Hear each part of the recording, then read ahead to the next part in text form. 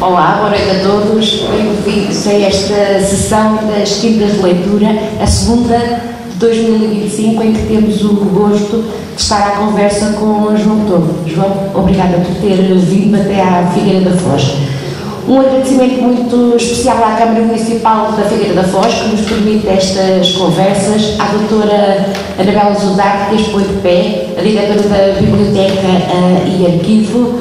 É um prazer estar aqui para conversar com o João Tordo e depois da sessão para lhe colocarem também perguntas que entendam.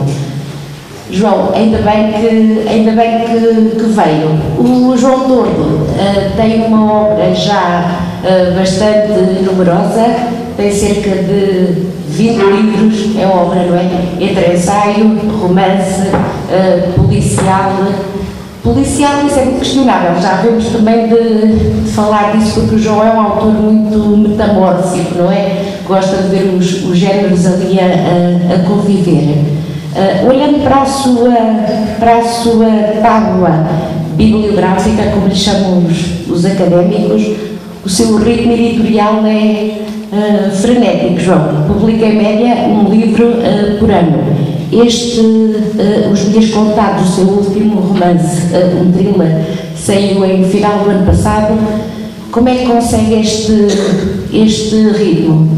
Há um adagio que diz muito e bem, há pouco quem. Aplica-se.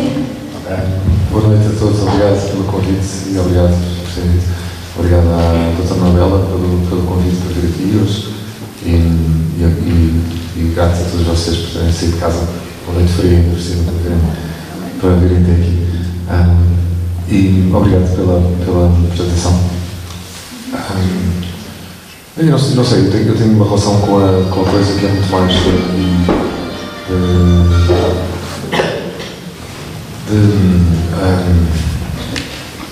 de trabalho e de ofício, não é? E para mim o que me é estranho é às vezes encontrar um escritor que diz que não escreve um livro há 5 anos ou que demorou 7 anos a escrever um livro, que eu penso sempre que tu vais a fazer uns anos grandes, estás a fazer bordados, estás a tricotar, não sei.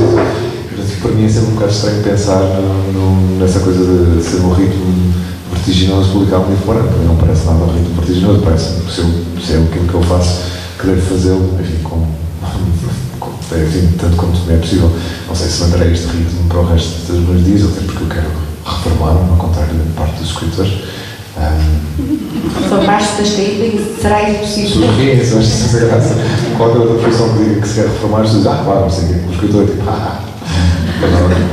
mas quero mesmo, que não faço mais isto e quero... Mas quando, fiquei cheio de curiosidade, mas quando diz que se quer reformar, isso significa fechar a oficina ou significa escrever outras coisas, porventura até mais rentáveis? Nós sabemos que a escrita alimenta mal, ou qual é que é o plano exato?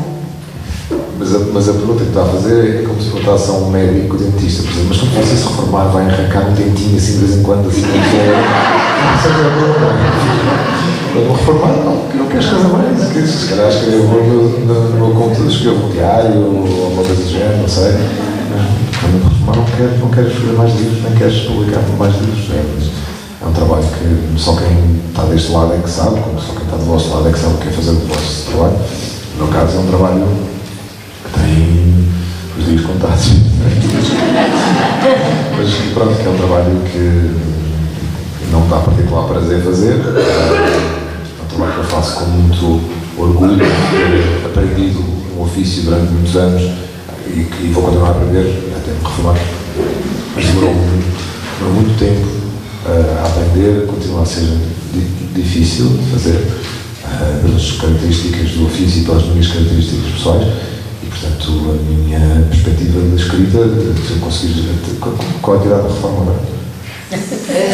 Certo, enfim, com muito boa probabilidade de vir a subir. Quando lá chegar, vai ser aos 70, não é? Imaginemos que eu tenho 20 anos de vida útil, não é? Se eu conseguir publicar mais 20 livros, imagino, o público fica com 41 livros meus, acho que é mais do que suficiente. Eu digo isto agora, não é? Quando chegar lá, se calhar muitas ideias, mas... Quando eu vejo pessoas reformadas, fico com inveja delas, para ser sincero. Acho que é uma vida bem boa. boa, mesmo.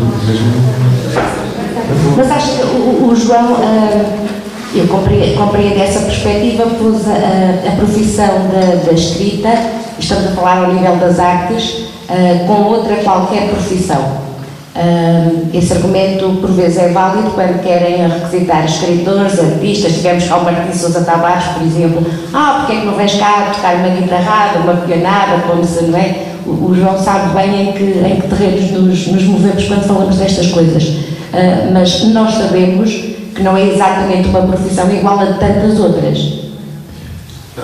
Ou seja, o que eu peço desculpa, o que eu retiro das suas palavras é que parece que há uma componente de sacrifício que não se lê nos seus livros. De sacrifício, é claro que a escrita é sacrifícios, não há outra forma. Sim, eu acho que... Percebe onde é que quero? Percebo. Eu acho que há várias componentes aí. Uma delas é aprender este ofício implica abdicar de uma série de outras coisas que são... enfim, é um ofício que demora muito tempo a aprender, e a minha aprendizagem fez com as leituras e com a experiência e com o sucessivo fracasso de não conseguir fazer ainda aquilo que queria. E o problema da escrita é que, ao contrário de outras formas de expressão artística, por assim dizer, como a música, tomemos como exemplo a música, que é uma coisa que também está próxima, embora não seja música, mas a música demora. Se eu comprar um bilhete para ir aqui ao auditório mais próximo, ver um pianista tocar Brahms, se ele entrar no palco e ele chegar ao piano, e ele até pode ter muita vocação, e as pessoas às vezes nascem com uma vocação para a música, ou para a literatura, ou para a pintura, mas se ele não aprendeu o seu ofício, ele chega ao piano, não percebe onde é que estão as teclas, não sabe o que é que significam aqueles acordes, não sabe fazer os acordes, não é? E portanto uma pessoa perde o dinheiro de volta e vai-se embora. Com a escrita, temos uma perspectiva um bocadinho diferente, que é normal que assim seja, porque toda a gente escreve. Todos nós passamos o dia a escrever mensagens de texto, SMS, aqui um WhatsApp, e-mails, enfim. Do mesmo modo que Brahms, certo, que teve uma longa aprendizagem até conseguir escrever uma sinfonia, e as sinfonias de Brahms são narrativas musicais, aquilo é lindo. Um escritor também precisa de uma aprendizagem muito longa até conseguir escrever a sua sinfonia, ou seja, a sua narrativa, não é? Mandar mensagens de texto e e-mails WhatsApp são mais ou menos é o equivalente musical a tirar um caixote de lixo pela janela fora, não é? Tem mais ou menos a mesma informação harmónica e melódica. Isto não é quase nada em termos narrativos. Portanto, como há esta percepção de que todos escrevemos, daí não se segue que a aprendizagem da narrativa seja menos difícil do que aprender música clássica, a ser um músico clássico, ou do que aprender a ser um pintor, ou do que aprender exatamente a mesma coisa. Demora muito tempo e pode não acontecer. Neste tempo todo que se vai aprendendo, há uma figura mistério que se chama, enfim, dos três ramos assim, da aprendizagem musical. Por exemplo, digamos que é o ritmo, a harmonia e a melodia. O ritmo e a harmonia são aqueles que nós podemos ir para a escola. E ao fim de 4 anos, são 5 anos, saímos de lá e aprendemos a harmonia, conseguimos identificar os vários componentes harmónicos de uma peça, etc. A melodia é a figura mistério que passa um bocado por cima disto tudo e que não, por mais que eu vá a uma aula e o professor me fale de Mozart isto e Shostakovich aquilo e Beatles não sei o quê e não sei o quê, posso passar 4 anos na escola de música e nunca aprendi e nunca consegui escrever uma melodia que seja digna. E quando eu digo digna, por exemplo, isto vai levar à escrita, é uma espécie de improviso, mas os professores de música ensinam sempre aos miúdos o parabéns a você, como exemplo daquilo que é melódico, daquilo que é, no sentido musical, eu ter a consideração humana de colocar um tema e explicar aquilo que estou a fazer. Portanto, tararira, com temas, tararira, um saltinho, terceiro, tararira, um desenvolvimento ainda melhor, e depois volto ao tema e ficamos todos contentes com esta coisa, mais ou menos, com a canção mais cantada de todos os tempos. É esta. É estranho que seja assim, mas é a canção mais cantada em todo o mundo, em todas as eras.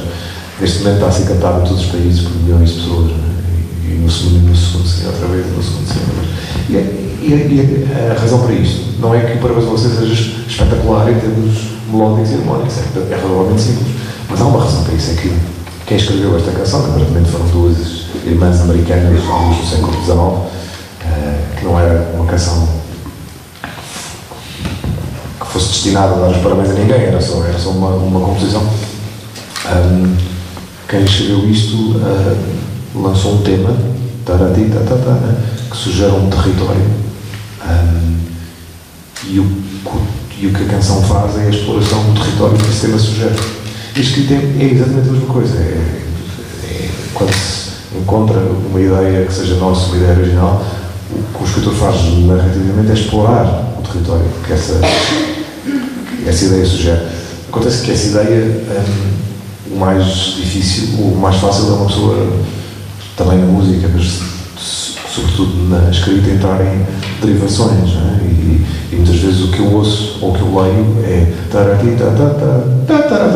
eu não consigo seguir isto, ninguém consegue seguir isto, não é? Quando há um tema que nos é explicado de uma maneira coerente e narrativa e estudada, nós conseguimos seguir. E para mim, todos os meus heróis e as minhas heroínas, do ponto de vista literário, foram pessoas que eram incapazes de pôr um tema em cima da mesa que não explicassem. Do Melville até a Virginia Woolf, até ao Philip Roth, até ao Saramago, até ao Ornette Coleman, até ao Miles Davis, eles são incapazes de lançar um tema que não expliquem. Mas que isso é muito importante, e por isso é que se aprende, não é? Por isso é que se aprende as técnicas, neste caso a harmonia e o ritmo também que são presentes na escrita, tanto como na música. E depois o que acontece é que quando se aprende estas coisas, demora-se muito tempo a aprender, de repente aparece essa figura de mistério. Depois nós dizemos coisas do género. O Saramago chegou ali aos 60 anos e começou a escrever daquela maneira. Não foi nada disso. Eu conheci o Saramago, ele passou décadas a aperfeiçoar a sua harmonia e a sua melodia, e de repente a figura mistério começou a aparecer. Que é o facto de, quando eu vou à livraria e não olho para o título nem para o nome, se eu ler o livro em 4 linhas, sei que é o Saramago. Isso é impressionante, não é? Uma pessoa consegue, como em 3 ou 4 segundos, uma pessoa percebe que é o Miles Davis. Como é que aquilo se faz? Eu não sei. O que eu posso fazer é aprender as bases, não é? E depois esperar que essa figura mistério se vá intermetendo na minha aprendizagem. Por isso é que eu digo que a escrita não é uma coisa de conheci imensa gente que tem uma vocação enorme para a escrita e que nunca escreveu nada. E conheci imensa gente que tem talento enorme para a música, mas simplesmente não está interessado naquilo. A vida levou-os para o outro lado, e essas coisas todas. Portanto, não é líquido que as duas coisas se sigam, ou seja, não é líquido que uma pessoa tenha talento e vocação e depois consiga fazer alguma coisa com isso. A parte que se segue a isso é que é interessante e é muito interessante explorar os vários territórios que as nossas ideias sugerem. Até há quem tenha tido ideias brilhantes e as mantenha sempre aferrolhadas, como o Célebre Pacheco do EFA, não é? Há de tudo, João, não é? Há de tudo. Agora estava a falar, de certa forma, há 2 considerações que as suas palavras me levantam. Por um lado, a questão da voz própria. Quando é que e é curioso que quando se trata de poetas, é comum os críticos e a academia dizerem que um determinado poeta anda à procura da sua voz. Quando se trata de um ficcionista, apresentam logo como uma voz própria, muito original na literatura, está a ver os moldes, o quadro promocional. Porquê é que será que isto acontece? E quando é que o João sentiu que tinha uma voz própria? Ou seja, quando é que começou a ouvir essa melodia? Porque a música tem de facto um papel muito importante a jogar nos seus livros, não apenas em termos temáticos, é o caso flagrante do ano sabático, por exemplo, mas em termos melódicos mesmo, um facto, é muito importante. Quando é que começou a ouvir essa melodia, a sentir esta é a minha voz? Pois essa questão é muito interessante, até porque houve um momento, que eu não sei exatamente quando é que foi, não consigo precisá-lo exatamente, mas consigo dizer que houve uma altura, eu diria que talvez há 10 anos, em que eu já fazia isto desde os 7, não é? Desde os 7 que eu escrevo histórias, que quero escrever, essas coisas todas. Houve uma altura, há 10 anos, em que eu de repente, perante a página que está ali, eu sei o que estou a fazer. E sei de tal maneira o que estou a fazer que é quase difícil não fazer. Não sei se isto faz sentido, mas isto demorou décadas. Ou seja, eu aprender esta linguagem demorou décadas. E portanto houve uma altura, e por todos por 40, em que eu pensei, eu sei o que estou a fazer. Eu posso falhar. Posso escrever um livro que fica levantado, escrever 50 páginas que são uma porcaria, mas eu conheço esta linguagem. Portanto, eu posso começar outra vez e a aprendizagem desta linguagem depois levou a que de repente se insinuasse essa tal figura mistério. Estou a olhar para um dos livros que tem a Felicidade, que é um bom exemplo disto, como é que a minha cabeça começou a funcionar. Quando passei a escrever profissionalmente, passei a publicar livros, etc. As minhas ideias às vezes surgem de uma maneira um bocadinho estapafúrdia. Para esse livro, A Felicidade, eu um dia acordei, já há uns 8 anos, e acordei, estava a fazer um pequeno almoço, a fazer café e tal, e de repente tive uma ideia, que eu acho que tem a ver com esse ano eu ter andado muito pelas escolas secundárias, porque era convidado por muitas escolas, e a ideia era esta, era um rapaz que estuda numa escola secundária, aos 17 anos, e que se apaixona por uma colega de escola, e da primeira vez que fazem amor, ela morre. Uma boa ideia para ser de manhã, logo ao pequeno almoço, muito saudável. O que é dizer? Isto vai, eu fiquei a pensar, ok, isto, não vou fazer nada com isto, não há ninguém que queira ler uma história destas, não é? Mas depois as boas ideias são aquelas que, por mais que uma pessoa tente anulá-las, não é? E ser advogado de acusação, que é o que muitas vezes eu sou das minhas próprias ideias, elas voltam ao fim dos meses, depois voltam ao fim dos dias, depois voltam ao fim dos anos, e daí estava sempre lá, sei, ok, um dia vou pegar em ti. Aconteceu que nessa altura eu morava num bairro em Lisboa onde vivia num bairro uma família com 3 filhas gêmeas, eram 3 miúdos exatamente iguais, é impressionante, tinham 10 anos talvez quando se mudaram para lá, e era uma atração. E era uma atração do bairro. Toda a gente. Já é estranho, nós vemos gêmeos idênticos na rua, mais estranhas, miúdas, as 3 com as fardas do colégio, estudavam ali nos salesianos. E eu passei aqueles anos em que vivi ali, passei os anos, aqueles anos não foi observá-las, porque parece estranho, mas foi. Acompanhei também, parece estranho. Passei ali os binóculos. Não, ok. Estive lá, como é que é de explicar isto?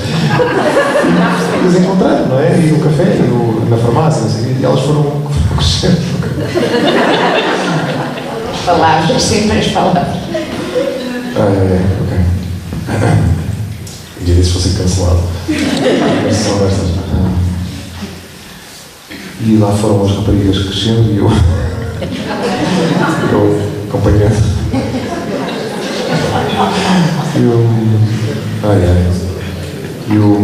E constatando, é claro, não é? Soa tudo mal. Não há nenhuma palavra que soa bem para esta situação. Lá fui, pronto, e houve um dia em que passávamos uns anos e eu estava a descer a rua e uma delas estava a subir, já devia ter para aí talvez 15 anos, ela 14, 15, 16, não sei. E eu reparei, olha, é uma das gêmeas e já ia com uma prancha de surf, assim, toda verão, não sei. E depois dobrei a esquina e fui ao café ali da rua, dessa rua, que era o carrossel, e no carrossel estava sentada a outra das gêmeas, e completamente diferente, assim, com um cabelo curtinho, assim, com os óculos, muito estudiosa. E pensei, olha, estas 3 raparigas que eram exatamente iguais, agora são 3 criaturas que têm a sua individualidade e a sua independência. Assim. E, portanto, voltei para casa nesse dia e lembro-me bem deste momento de me sentar ao computador e pensar, felicidade. É o nome dela.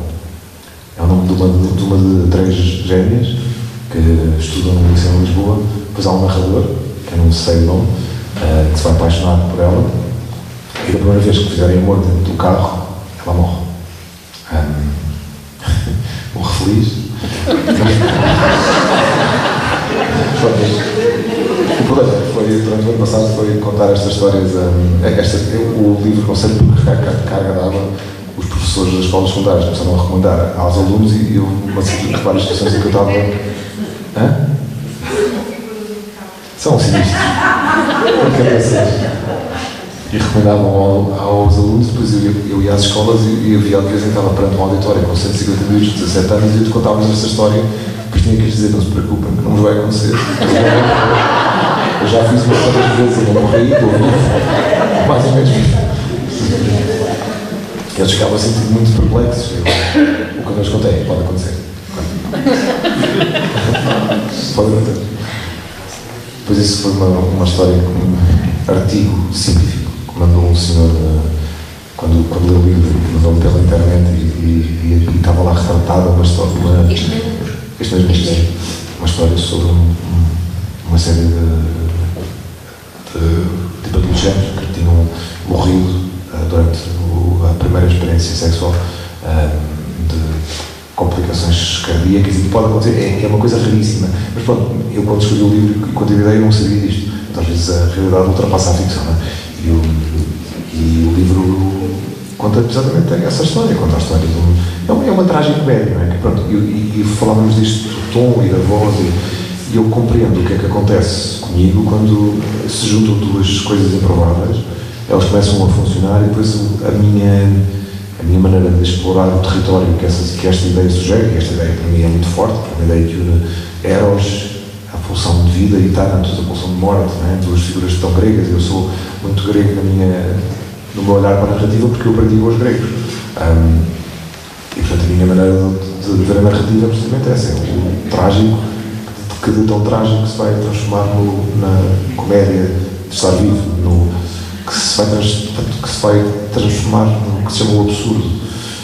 E isso acontece no livro, porque a felicidade morre nos braços, coitado de rapaz, não é? A primeira vez que faz amor. Mas ele 2 anos depois, casa-se com a irmã dela. E depois a terceira gêmea ainda regressa para o assombrar. Então, o livro é muito inspirado nas fúrias do Vespo. Era assim, tipo uma trindade feminina que andava para ir a assombrar os homens, e eu gosto dessas figuras que... Dessas e das parcas também gosta, não é? Pelo que parece. As parcas são aquelas divindades que têm a tesoura e cortam o fio da vida. Sim, sim. As parcas. Pronto, e essa trindade mitológica também serve de inspiração. E depois o que acontece é que de repente, a partir desta ideia do território que a ideia sugere, começa a intrometer-se a maneira de contar e a voz própria daquela história. O que é muito parecido com o que aconteceu com os dias contados. Queres que eu fale disso? Sim. Não, é muito interessante porque a própria ideia de voz própria não é um monólito, não é? Implica uma série de componentes, pelo que vejo do seu discurso. Sim, implica ter a banda pronta. Não sei se faz algum sentido, não é? Ter a banda pronta, depois uma pessoa chega com o seu instrumento, com o que vai representar aquele conjunto harmónico e rítmico, e começa a tocar e a banda vai connosco, não é? Portanto, ser um escritor também é também ser uma espécie de líder da banda, não é? Embora seja uma banda imaginada, mas um escritor tem sempre esta coisa. Não há uma definição muito clara do que é insanidade, mas roça um bocadinho esta coisa de uma pessoa passar a grande parte da sua vida num quarto a falar com pessoas que não existem, que é o meu caso. Não é? Portanto, isto pode facilmente se resvalar para o território da insanidade, uma pessoa que passa a não distinguir muito bem a realidade da ficção e levar as personagens como se fossem pessoas, e de facto são às vezes. Mas as pessoas comecei a perceber que, para mim, o exercício é sempre muito parecido, ou seja, é sempre muito de encontro de duas coisas aparentemente inusitadas, ou mesmo de qualquer coisa que vem da realidade e depois é mais interessante na ficção do que na própria realidade. E isso é... eu, nos últimos anos, comecei a escrever policiais também, desde 2018. Também foi uma coisa um bocadinho arriscada, mas eu escrevi no momento da minha carreira, por assim dizer, que já estava muito cansado do que estava a fazer, precisava de novos desafios, e eu passei grande parte da minha infância e da minha adolescência a ler policiais. Enfim, sendo Sherlock Holmes a pedra de toque para todos os policiais que se seguiram, porque não sei contar o número de imitações do Sherlock Holmes que há por todo lado, não só nos livros, mas nas séries de televisão, inclusive séries de televisão que não são sobre crimes. Outro dia estava com o meu sobrinho e ele agora anda a ver o Dr. House, o Dr. House percebi eu, agora recentemente, que nunca tinha pensado nisso, é o Sherlock Holmes. Ele descobre que ele resolve mistérios que ninguém consegue resolver, é toxicodependente, como o Holmes era, na segunda história do Holmes, que se chama Um Estudo em Vermelho, que se chama Um Escândalo na Boémia. Começa com o Dr. Watson a observar o Holmes a injetar uma solução de 7% de cocaína e 3% de morfina. Portanto, quer dizer, há toda uma história ali com o Sherlock Holmes e o Dr. House também toma Vicodin, portanto é dita comprimidos, e tem um melhor amigo que se chama Watson, que se chama Wilson, não é? Wilson, Watson, Holmes, House, uma coisa parecida. Estranhamente eles não fazem referência nenhuma ao Conan Doyle no genérico da série, que eu acho que não foi bem, mas pronto. Portanto, sendo o Holmes a pedra de toque, assim, de todos os policiais, depois vem a Agatha Christie, depois vieram os livros da coleção Vampiro, que há pessoas aqui que se lembram que eram livros autodestrutivos, não sei se eles desapareceram todos, e nós tínhamos centenas e eles desapareceram, porque desfizeram-se. Eles eram tão frágeis e tão mal feitos que eram autodestrutivos. Uma pessoa ali, as páginas caíam e aquilo acabava por ir para o lixo.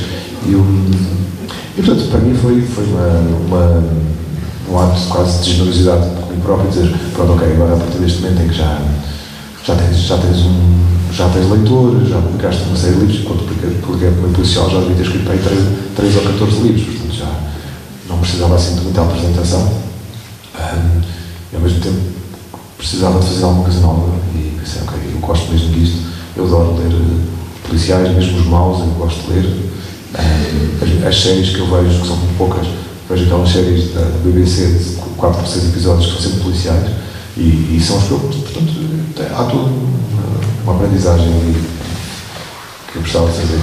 Agora, desculpe, João, agora talvez já nem tanto, mas houve um tempo, não assim tão recuado, em que o preconceito, existiam muitos preconceitos a recair sobre os policiais e porquê?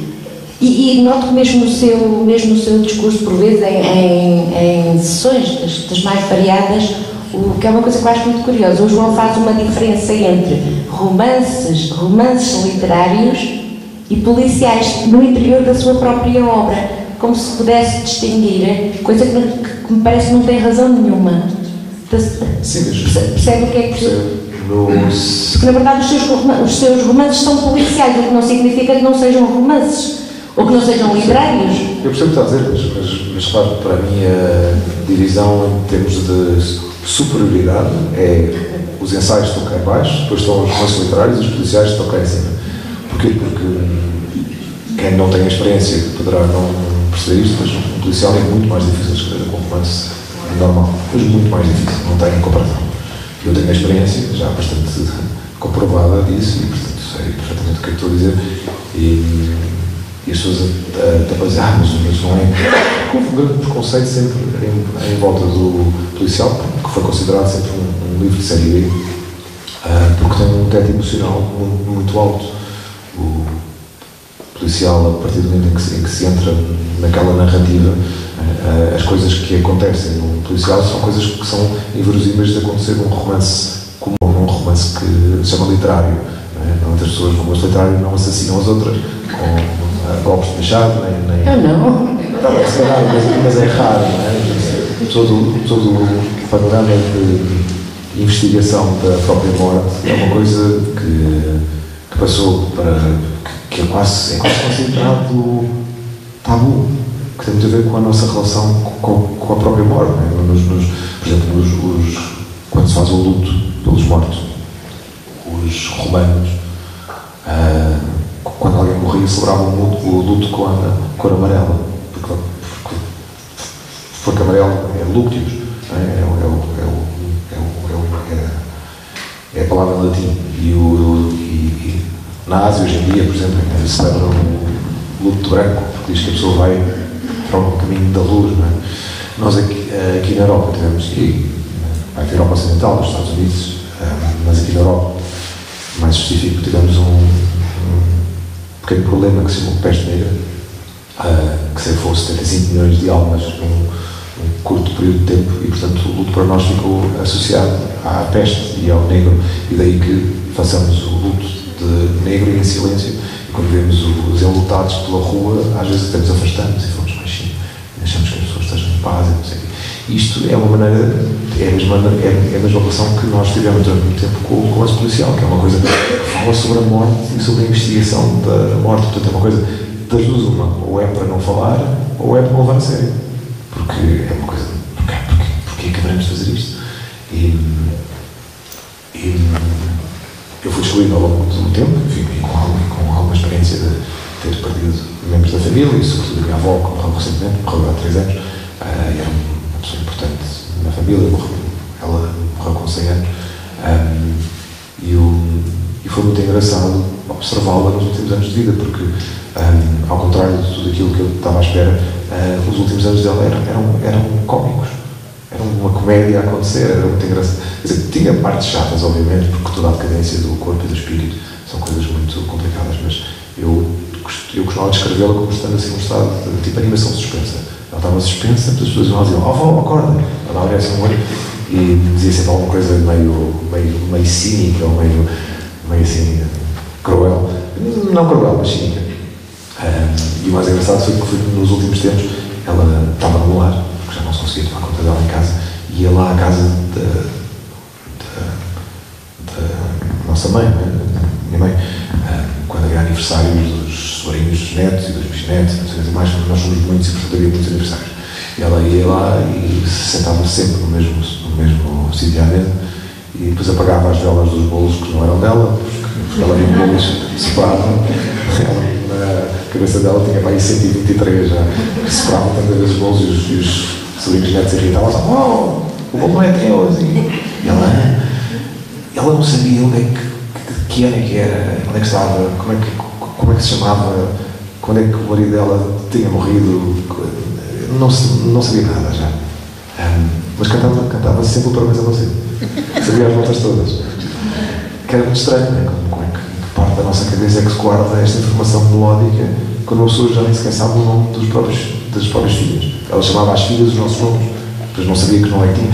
E, portanto, há todo um aspecto deste lado de encarar a morte com alguma graça, que acho que foi-se perdendo conforme a civilização ocidental tornou a morte uma coisa escusa, não é? Uma coisa que acontece aos outros, que está lá ao fundo, e o policial passa muito por isso. Por exemplo, há uma história muito engraçada de aproximação à morte, que está contada num livro que eu escrevi que se chama Uma Dança com a Morte, que é um livro de ensaios que... Lá está a música novamente.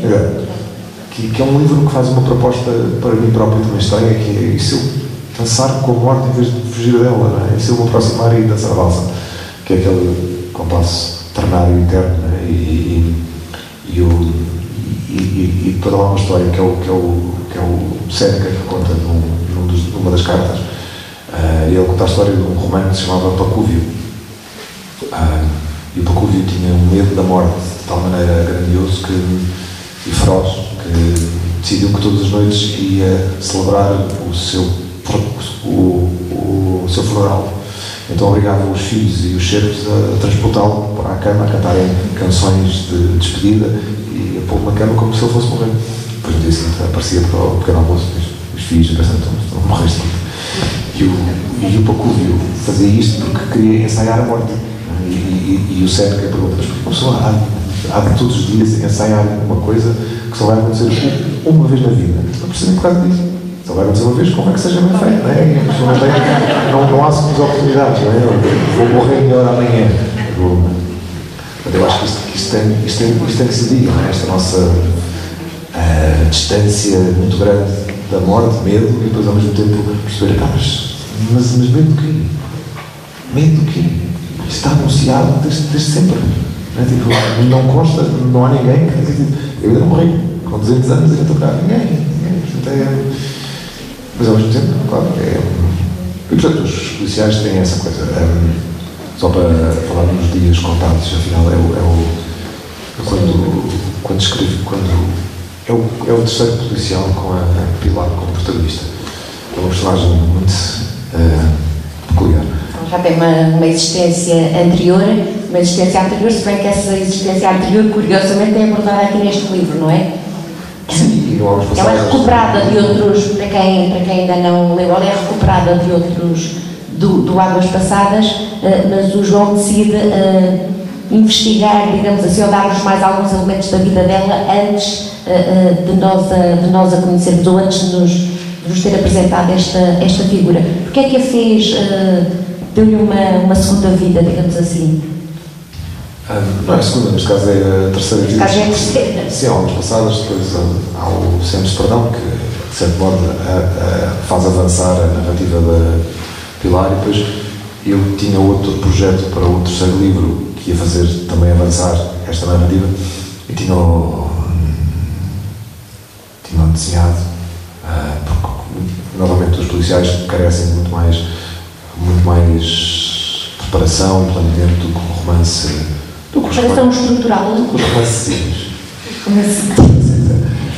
Preparação, sim. Portanto, eu tinha preparado, tinha 10 páginas de notas, tinha mais, aliás. E isto foi em janeiro de 2023.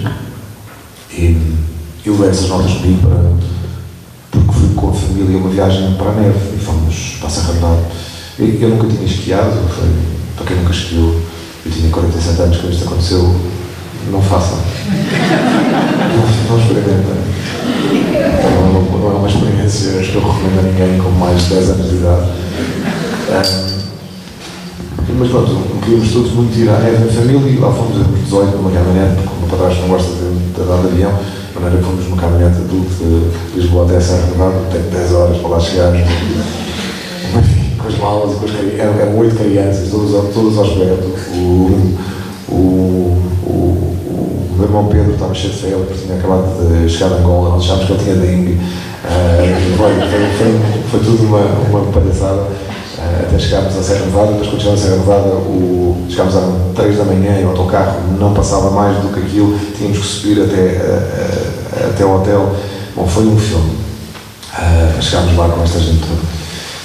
E eu, como às vezes tenho problemas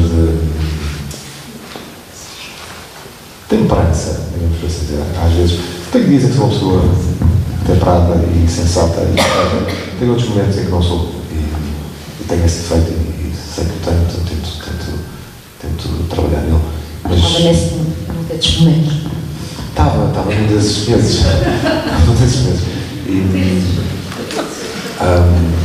Quer dizer, eu às vezes penso, eu de facto trabalho muito os meus gestores de caráter, é verdade, e tento ser uma pessoa melhor, as coisas, mas eu também sou escritor.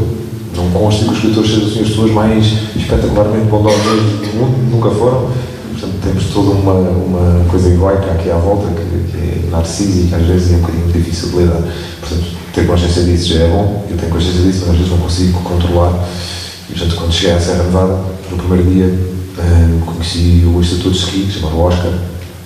Imediatamente se estabeleceu uma relação de ódio. Ele era espanhol de Maiorca, eu sou português de Lisboa, ele gritava por todo lado, berrava comigo, e depois me fazia ski na piscina das crianças, ele ia tentar fazer ski, não sei o quê, depois berrava quando eu caía, quando eu me levantava. Aquilo foram dias de uma tensão horrível, depois passou o tempo todo a fazer-se à minha irmã, então não foi uma questão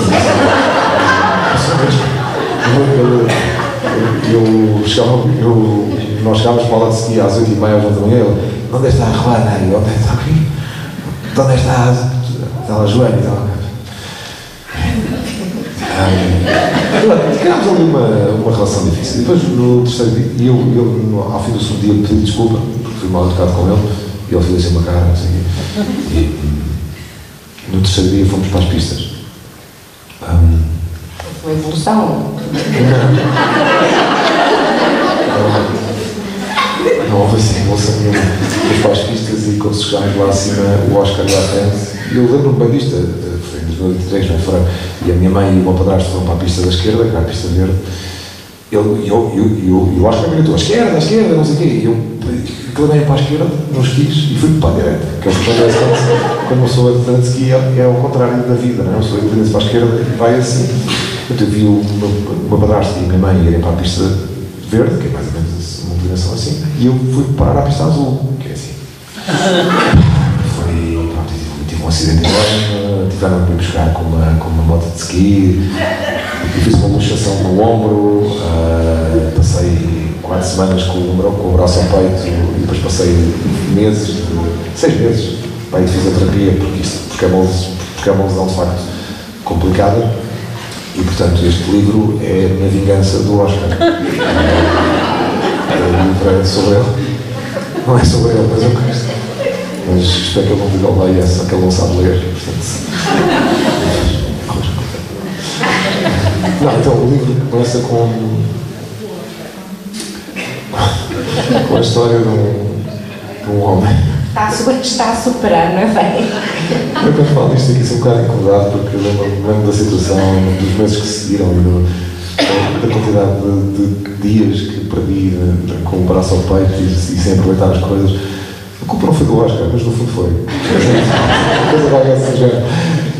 Mas também pronto, por outro lado, o que aconteceu foi que cheguei a Lisboa, mandei os planos que tinha, pus de lado e pensei, agora vou voltar à recuperação dos meus e tive mesmo que fazer muita fisioterapia, porque o meu ombro estava muito mau estado. É quando os ossos saem do ombro, que separam-se, e provoca todo danos quase irreparáveis nas cartilagens, mas tem que se coisa. Mas isto não interessa. O que interessa é que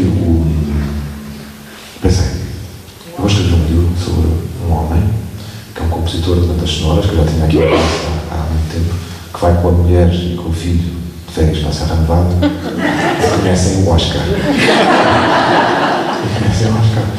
E o Oscar entra no livro, é uma personagem, e ele chega lá, começa a embirrar com o Oscar começa mais louco, a vida deste compositor já não está bem, ele já estava num período bastante tremido da sua existência e tem um acidente, exatamente o mesmo acidente que eu, e acontece precisamente a mesma coisa que eu. E esse acidente vai-nos levar mais tarde a um homicídio completamente absurdo. O trágico conduz ao cómico, o trágico conduz ao absurdo. É um homicídio completamente absurdo e a Pilar, que é a personagem dos livros policiais, de repente aparece nesta história que parece não ser um policial.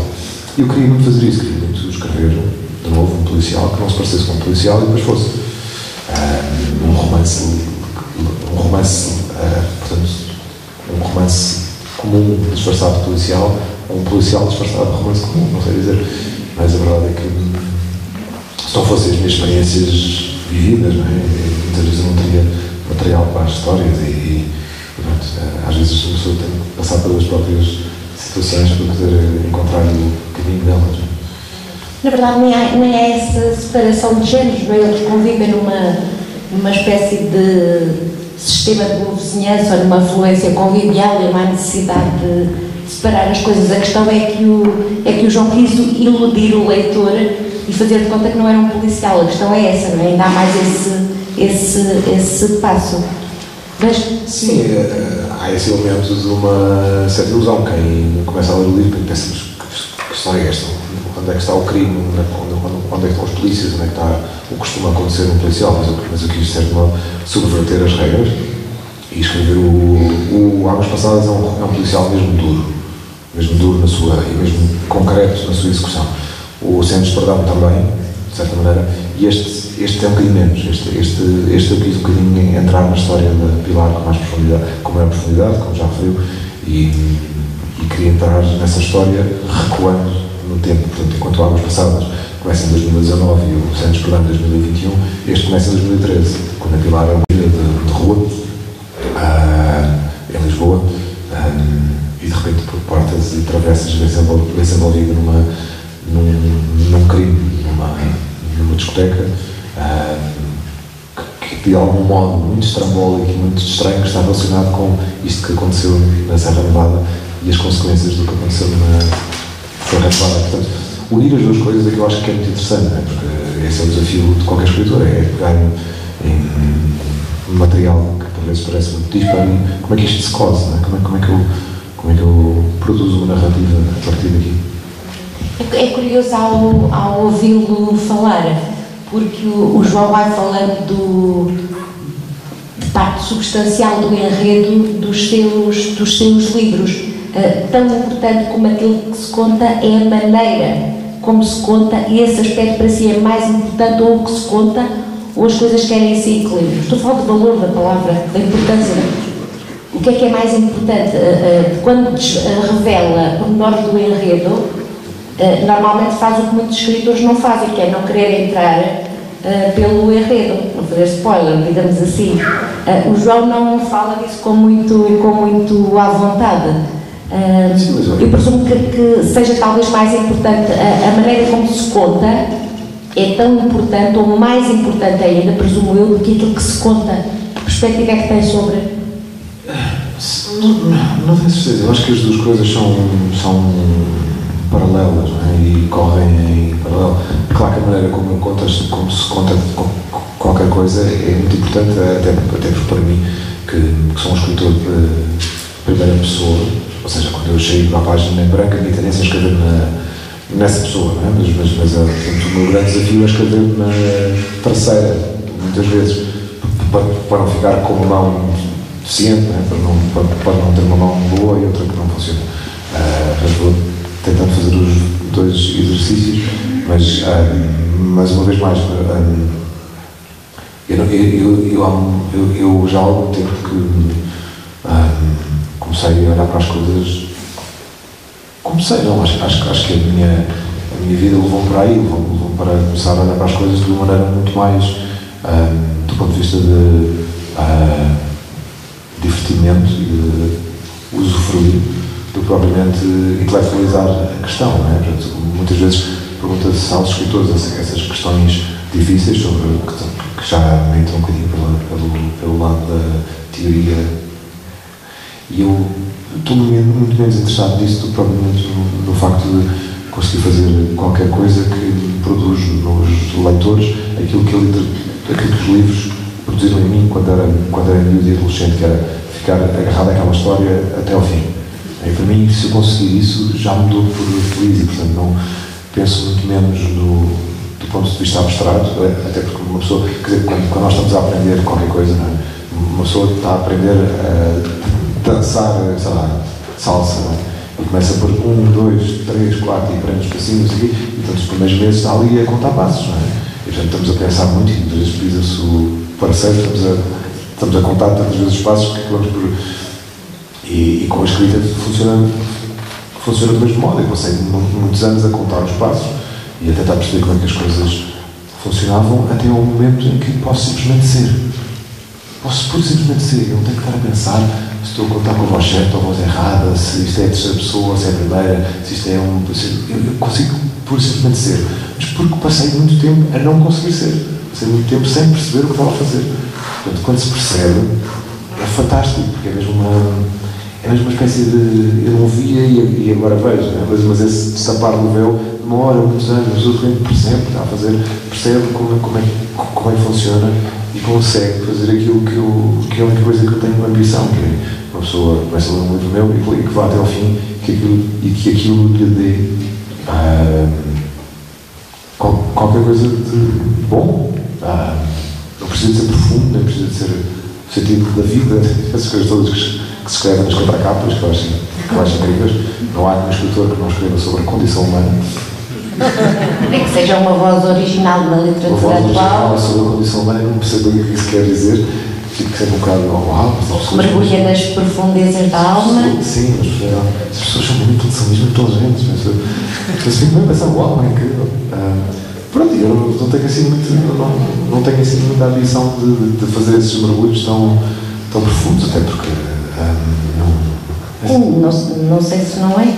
Agora estava a pensar se calhar. É acidental, mas não é uma coisa muito. Eu acho que nós vivemos num mundo muito estranho em que de repente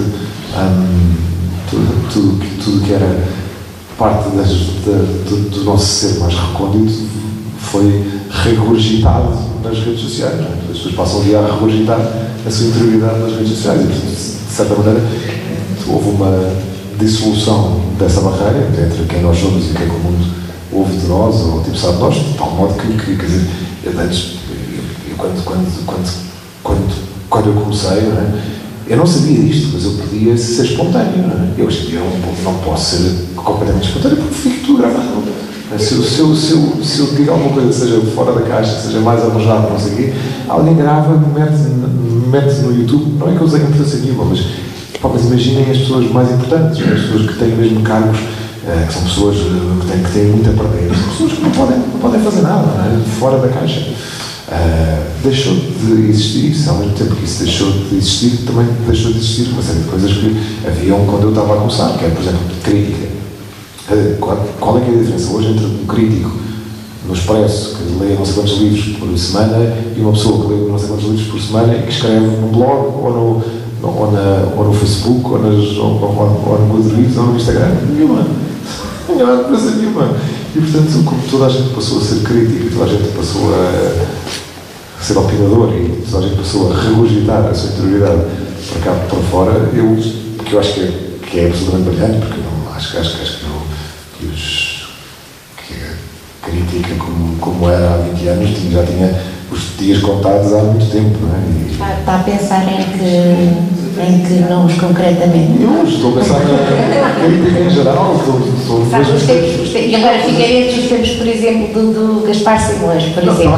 Ok, isso seria outra coisa, mas, por exemplo, estou a pensar nos tempos em que se um escritor tivesse uma crítica má no Expresso, daria 300 mil exemplares, estávamos lixados. E era uma pessoa a pensar. Não havia Goodreads, nem havia no Facebook, nem havia nada. E hoje em dia não tem importância nenhuma. Tipo, se eu passo para a tiver uma crítica de meia estrela no Expresso, é completamente diferente para a minha vida. Os meus autores continuam a comprar os meus livros. Portanto, o poder dessas coisas desapareceu. Houve coisas boas e houve coisas más, obviamente. Eu, desde muito cedo, desde a incepção, desde que começou o Facebook e o Instagram e depois os Twitters, não sei o quê, que eu optei por ficar fora dessa conversa. Não sou uma pessoa assim tão social como isso. Escrevo 5 ou 6 horas por dia, tenho muitas viagens, tenho muita coisa para fazer, estou constantemente a pensar num novo livro. Não tenho assim muito tempo para as redes, nem tenho interesse na conversa das redes sociais, mas reconheço que as pessoas estão todas lá e que toda a gente hoje em dia tem a possibilidade de dizer as suas ideias, de dizer aquilo que pensa, dizer aquilo que acha, etc. Aquilo que eu acho está nos livros. Se calhar essa crítica é uma espécie de crítica impressionista, não é? O João sabe tão bem quanto eu e quanto as pessoas que nos assistem aqui, que hoje em dia se prefacia, posfacia, conferencia, critica, sem sequer ter lido os livros, que é um dado importante. É assim uma coisa pequenina, mas que faz alguma diferença. Se calhar se essas críticas fossem fundamentadas, se calhar poderia doer de outra maneira, não é? Por outro lado, também me parece que a academia matou a crítica. Os académicos, com aquela linguagem, costumo-lhe chamar a linguagem de taparoeiro, não é? Tão hermética que ninguém entra. Não sei, porque eu tenho zero relação com a academia, não frequento, não sou professor universitário, não tenho qualquer implicação. Sim, a linguagem, esse tipo de linguagem é aquela que se usa muitas vezes no Expresso e que servia aquele livro e que serve a mais 5, 10, 15 livros, não é? Pois, eu acho que há de haver sempre um grupo de pessoas que têm todo o direito a existir com outras pessoas que gostam desse tipo de temas e que gostam de debater as escritas e os escritores e as influências e as correntes e essas coisas todas. A única coisa que posso dizer é que eu, mais uma vez, optei por ficar fora. Completamente fora. Eu dou-me com pouquíssimos escritores, nem sei se me dou muito bem com eles, às vezes, dou-me razoavelmente. As pessoas que eu gosto mais neste mundo têm 12 anos, portanto, não sei, eu parece que estou aqui a fazer um discurso falsamente humilde, mas é que eu sou mesmo assim, eu não tenho mesmo nada para dizer nem sobre. Eu tenho algumas opiniões às vezes que dou-as à mesa dos nossos almoços de domingo e toda a gente berra e discute, depois vamos embora e damos um abraço e aquilo tudo passa. Mas publicamente não tenho mesmo nada para dizer. Nada, não tenho opiniões, eu não tenho opiniões sobre temas alheios. Os temas alheios são a vida dos outros. Portanto, não tenho, portanto, é mesmo. Não... E portanto acaba por. Às vezes as pessoas dizem, mas tu podias ter voz pública, podias manifestar-te, não sei o quê, se calhar fazia-te bem nas redes sociais, e mas outra, mas eu não quero mesmo. Não, porquê? Porque há um gasto de energia depois disso. Porque do ponto de vista que eu vejo, eu não, como já disse, é muito raro ver, mas quando vejo fico assustado, é que o debate público está completamente acabado. Não há debate público possível. Porque qualquer coisa que uma pessoa diga é regurgitada de novo numa rede social, depois há 5 mil pessoas que vão lá dizer que querem matar a pessoa, mas há outras 5 mil que vão lá dizer que ela é a melhor pessoa de sempre. Isto é incontrolável. Não serve para nada. Eu acho que é só perca de tempo e a minha vida, como já disse, tenho tempo, de repente já tenho 50 anos, quero chegar à reforma. Quero chegar à reforma com um bocadinho de sanidade. E com sanidade é ficar fora dessa coisa e concentrar-me naquilo que eu posso fazer, que é os meus livros, e não tenho mais energia para mais nada, não tenho mesmo. João, aquele seu livro, vamos ver, aquele seu livro que fala sobre, que permite que o leitor espreite para os bastidores da crítica, de qualquer forma, aflorasse um pouco o meio literário.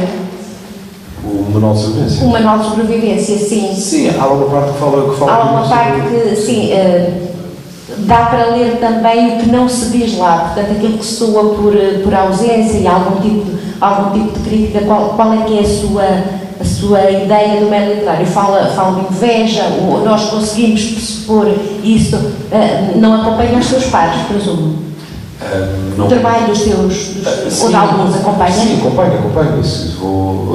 Li o último livro do Walter Ugumem há pouco tempo, li a Dulce Maria Cardoso, li Dieta, me gostei muito, li um recentemente muito bonito de Amília Pereira de Almeida. E pronto, e acompanho desta maneira, eu lembro, não é? Mas depois o que é que cada um faz, o que é que cada um acha sobre não sei o que, não sei o que mais. Eu já faço uma resistência muito grande a ir a festivais hoje em dia, porque já sei como é que vai ser e apesar de gostar de estar com o público e gosto de estar aqui com vocês, porque isto não é um festival, estamos só aqui à conversa, ou eu estou aqui a falar, mas depois tudo o que é o meio literário para mim é um sítio que eu quero sair lá mais depressa possível quando chega. É estranho dizer isto, mas a verdade é que sim, eu entendo perfeitamente. Entretanto, os festivais literários que se multiplicaram de uma maneira assustadora, quase, não é? É uma indústria, não sei quantos festivais existem neste país, mas existe bastante, não é? Para aí umas 3 dezenas, ou se não mais. E parece que, entretanto, fizeram do escritor uma espécie de prosélito de feiras e...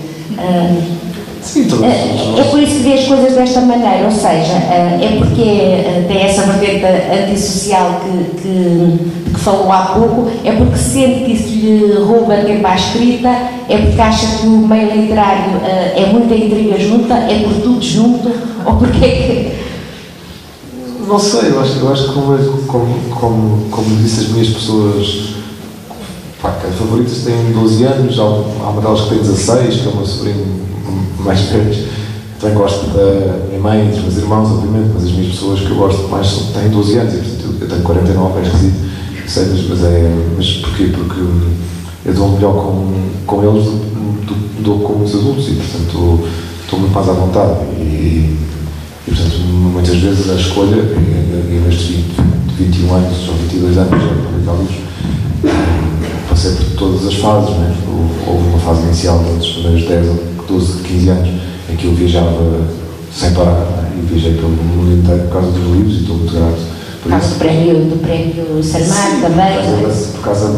Por causa das edições lá fora, porque temos todo um sistema que se foi criando de festivais e de feiras em que os escritores passam a vida nessa roda viva, e houve uma altura, ali, creio que em 2014, mais ou menos, em que eu comecei a perceber, chega, eu não consigo fazer isto, eu não quero ter esta vida, porque se eu quisesse ter essa vida, tinha que ficar nesse circuito, e estava sempre nesse circuito, e passava 9 meses por ano em viagens em países que não sei, em festivais literários, em feiras e não sei o quê, porque há uma indústria toda construída em volta disso, e eles precisam de escritores deem vazão a essa indústria. Não é? Havia durante 3 meses, não é? E, portanto, sim, durante os 9 meses seguintes, promovia. Portanto, eu, a partir dessa altura, tomei a decisão bastante consciente de eu não quero ter esse tipo de vida, não sou assim tão social como isso.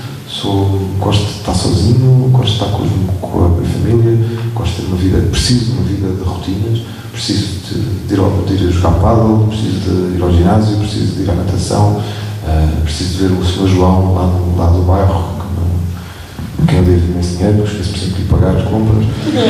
Preciso ter uma vida mais ou menos normal, e isso é uma coisa muito difícil para um escritor, já por si, pela sua profissão.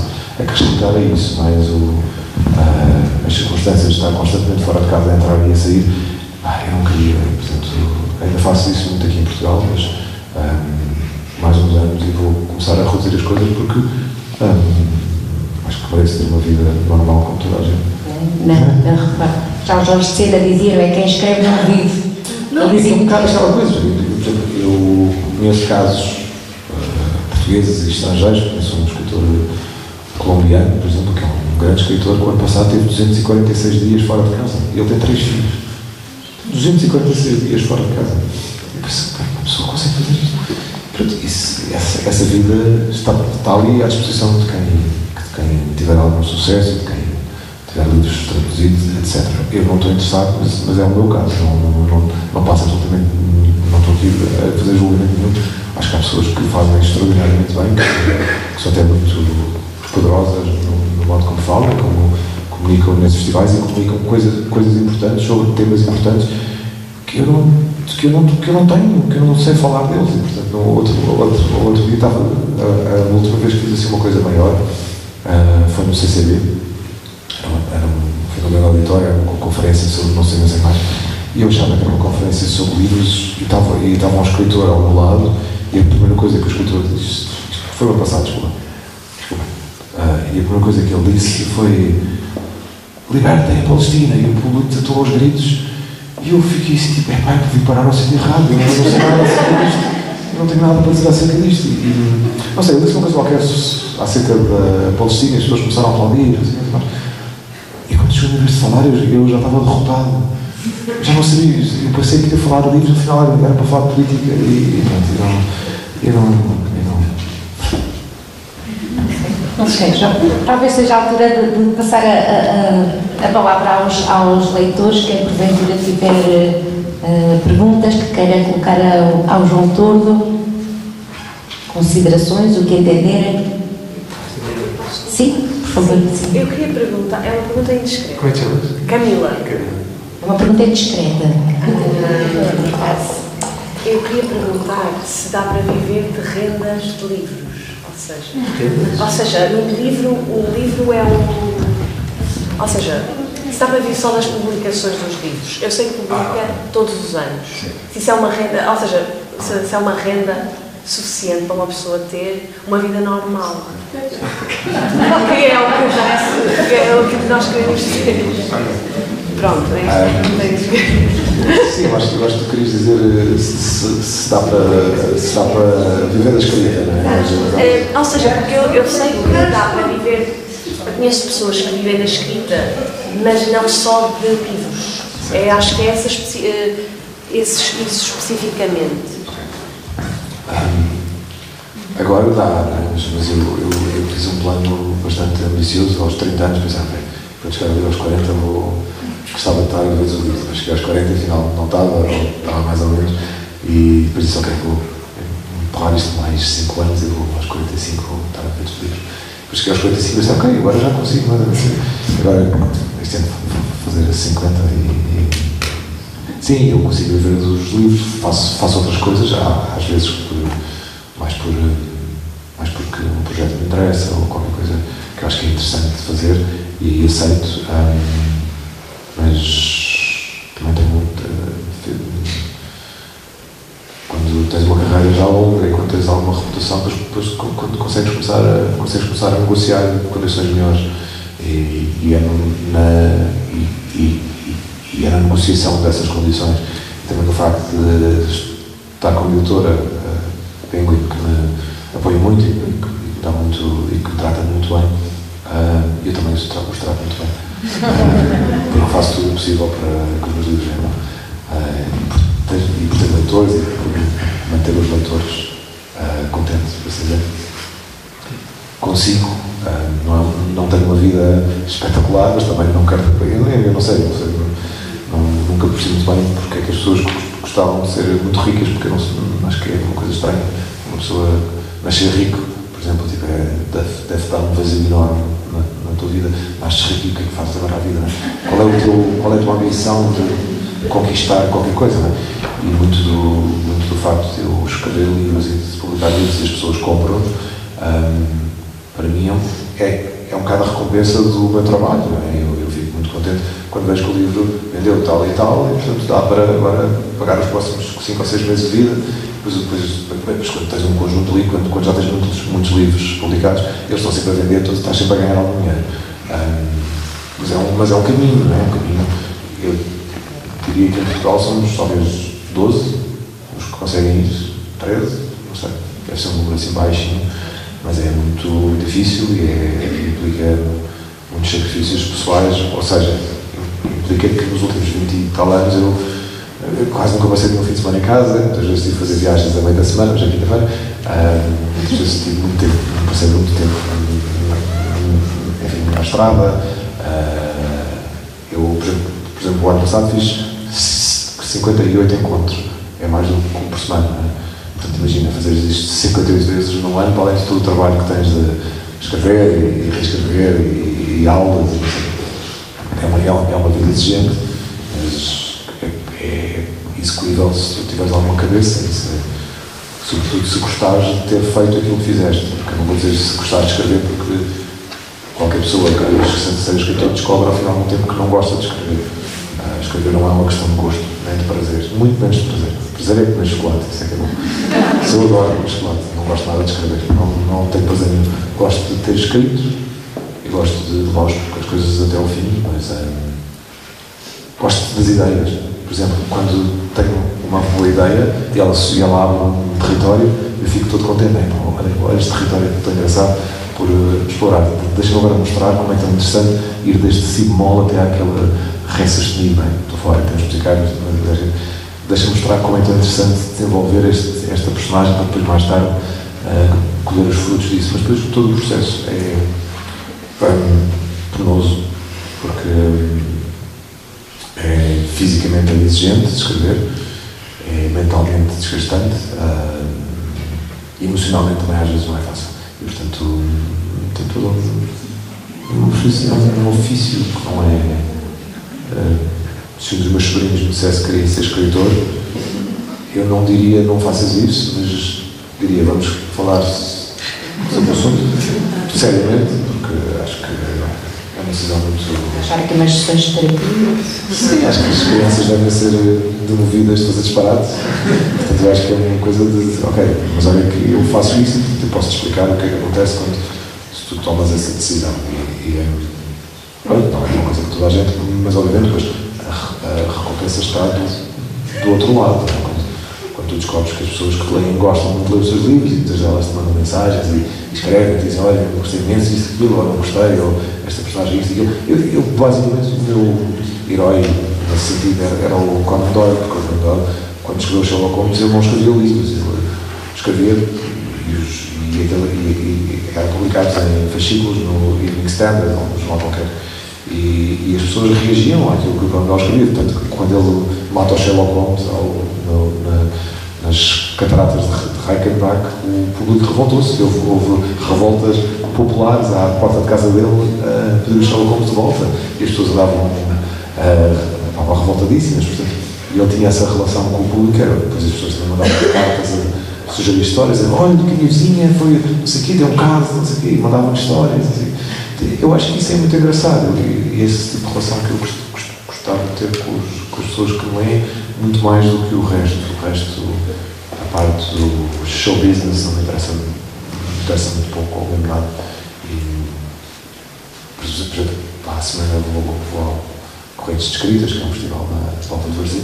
É um festival muito simpático, as pessoas são muito queridas, mas, mais uma vez, vou lá e estamos já 5 muitos escritores se juntam, cria-se uma atmosfera de quem é que falou melhor, quem é que disse a coisa mais engraçada, quem é que não sei o que dizer mais. Não vou ser eu. Não vou ser eu, de certeza absoluta. Da última vez que fui ao Correntes de Escritas, toquei guitarra, em vez de falar. Disse, não vou falar, não tens falar. E então gravei um texto e depois toquei guitarra por cima. Pronto. Não sei, eu gosto desta coisa de escrever. Gosto que seja uma coisa divertida para quem está do outro lado, que seja uma coisa de resposta e de comunicação emocional, essas coisas todas. O resto, hoje em dia, eu estou muito pouco interessado. Na verdade, nunca foi uma escolha para si, pois não, João?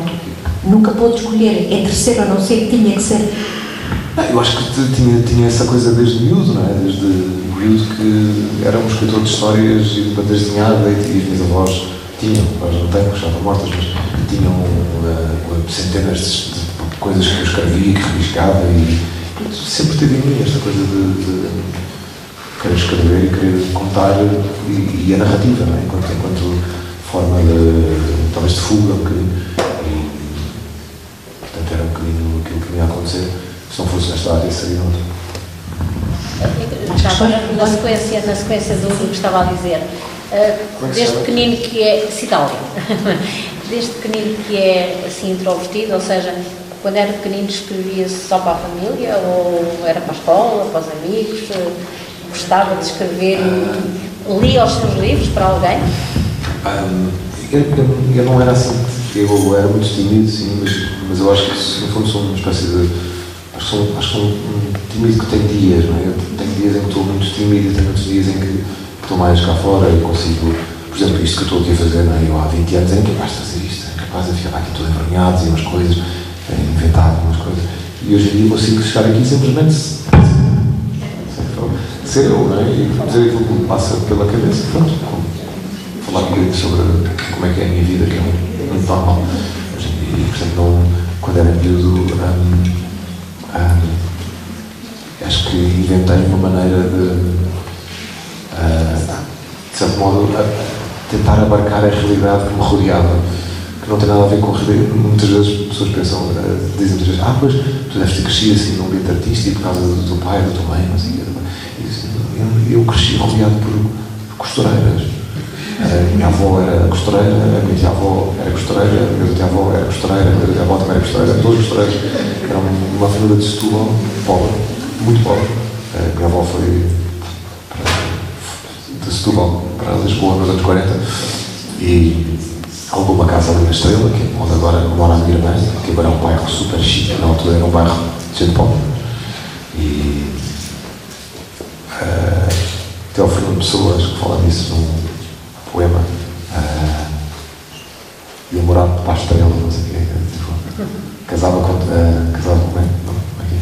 É um poema chamado Ai Margarida. Mas sim, e portanto eu cresci nesse ambiente, não cresci nada rodeado por músicos e artistas, não, cresci rodeado por uma senhora a costurar uma máquina cinza, senhora noutra casa a costurar uma máquina cinza. Eu também. E, portanto, a minha ideia de infância era isto. E portanto, abarcar a realidade também de um miúdo de pais que se separam muito cedo, não é? Que eu tenho uma irmã gêmea e tive um irmão gêmeo que morreu, mas morreu com poucas horas de vida. Portanto, não vá lá. Estou brincando. Eram trigêmeos, então? Eram três. Como as meninas do seu livro. Com mais menos e eu tinha uma criatura exatamente igual a mim. Havia dois. Enfim, depois abarcar esta realidade para uma criança não é uma coisa fácil. É natural que a minha cabeça tenha ido para lugares mais fantasiosos. Né? Portanto, um dos meus desafios hoje enquanto escritor, mas sobretudo enquanto pessoa, é largar um bocado a fantasia, descer à realidade, perceber que as coisas são como são, que os outros são como são. E esse exercício, os livros também têm ajudado a conquistar essa paz de espírito, não é? Uma pessoa perceber, a vida é como é, o meu poder sobre as coisas é escasso, tenho muito, sou muito impotente perante a realidade. Portanto, a única coisa que eu posso fazer é fazer aquilo que os escritores fazem, que é há um escritor inglês que eu gosto muito, que se chama Chesterton, e o Chesterton tem vários livros. Ele tinha uma personagem engraçada também, policial, que era o Padre Brown, que era um padre que resolvia mistérios, mas o Chesterton depois também escrevia livros de ensaios, e há um livro que ele descreve o romance, novel, que é como os ingleses chamam, não é? Novel, que é mais abrangente, de certa maneira.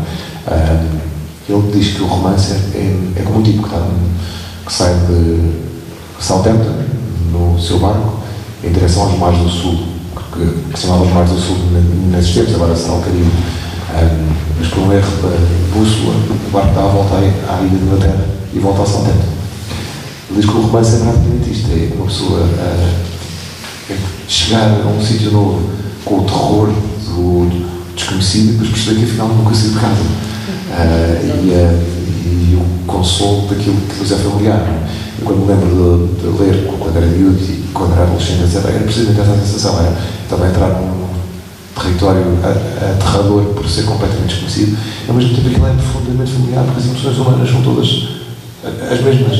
E, portanto, acho que é isso que eu procurei fazer a vida toda com os livros, foi levar o leitor para um sítio que fosse terrível e desconhecido, e ao mesmo tempo fazer-lo perceber que ele nunca saiu da porta de casa. Eu também vai nessa atitude de uma certa resignação, João. Não sei. Se calhar, não sei. Como assim a resignação? Sim, porque o que me parece dos livros que eu li, há uma tentativa de uma busca, de uma procura. Isto não é só isto, há um outro lado, não é?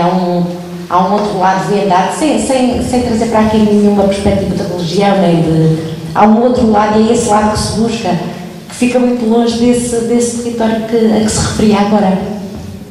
Sim, há uma das coisas mais difíceis de fazer, acho, na vida de um ser humano, é aceitar a realidade. É uma coisa dificílima, como a gente, que nós. As palavras da Bíblia são cheias de livros para tentar resolver este problema, né? Quando chegar aos livros agora são livros de autoajuda e estão por todo lado, né? É um bocado aquilo que se chama positividade tóxica, né? É uma coisa que a pessoa tem que estar bem a toda a hora e tem que ser feliz. Aceitar a realidade não tem muito a ver com isto, tem mais a ver com a vida é assim, os outros são assim, e há muito pouco que possa fazer acerca disso. E essa aceitação também é uma espécie de bênção, não é? Deixam os outros serem como são e as coisas estarem como estão, largam, não é? E esse constante exercício de não ter. Eu tenho opinião sobre assuntos alheios, mas eu não exprimo, que já é um bom princípio. E portanto, como eu não exprimo a minha opinião acerca de assuntos alheios, começo a ficar mais tranquilo com as coisas que passam pela cabeça, que os dias são umas coisas, os dias outros. Uns dias acho que quem tem razão é X, mas no dia seguinte acho que tem razão é Y, etc. Esse mesmo escritor, o Chesterton, nós quando se liga à televisão, quando se vê as redes sociais, são pessoas cheias de certezas absolutas, não é? E o Chesterton escreve nesse mesmo livro que as pessoas que têm certezas absolutas são todas em asilos de loucos. Porque nos asilos de loucos é aquelas pessoas que estão absolutamente certas de como as coisas são, não é? E ele dá a descrição de um louco, que é muito engraçado. Ele diz que o louco, ao contrário de nós que dizemos que o louco perdeu o juízo, ele diz que o louco é a pessoa que perdeu tudo, exceto o juízo. Eu acho muito engraçado, né? Nós não pensamos, ele perdeu o juízo. Não, ele perdeu tudo, exceto o juízo, porque aquilo são causas e consequências e paranoias. Quando se vê uma pessoa enlouquecer, é isso que se vê. Vê-se uma razão mega hiperativa já e a sua cabeça a ferver, não é? E é uma pessoa que já não é capaz dos gestos mais humanos, é uma pessoa a assobiar e rir-se de si próprio e largar os pensamentos.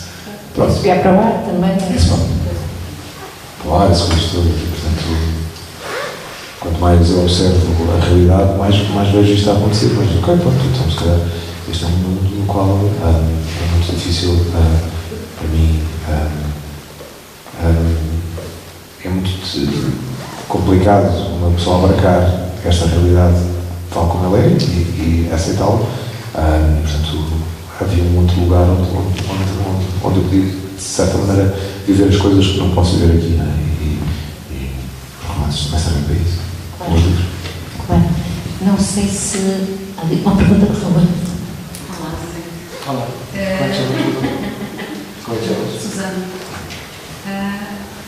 Eu gostava de saber se falou de alguns marcos da sua vida, de 2014, 2018, quando fez 40, e falou da figura mistério. Eu gostava de saber se há uma espinha dorsal entre os seus livros, os seus 20 livros, que o contam. Que contam não só a evolução do escritor, mas que contam o João que tem essas fases todas. E isto encadeia-se com uma outra questão, que vai de encontro à sua forma. Que eu achei que é o facto de disse com relação às redes que tudo que tem para dizer está nos livros, nos seus livros. Isso surpreende, então, que a sua vida, que os livros efetivamente contem alguma coisa de si. Mas então eu pergunto-me, então quando se reformar, vai deixar de se contar. E uma última questão, se me permite, que é que matou o Oscar no livro.